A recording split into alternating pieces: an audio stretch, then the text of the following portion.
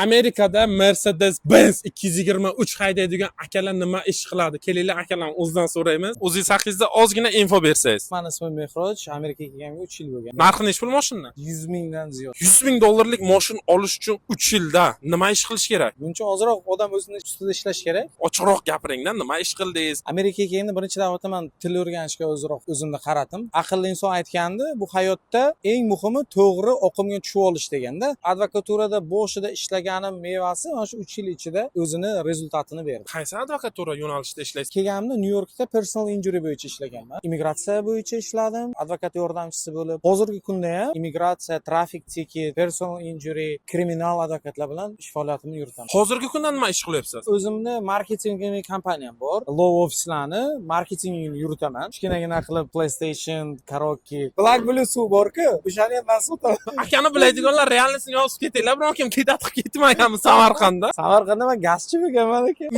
Lift ishlagan.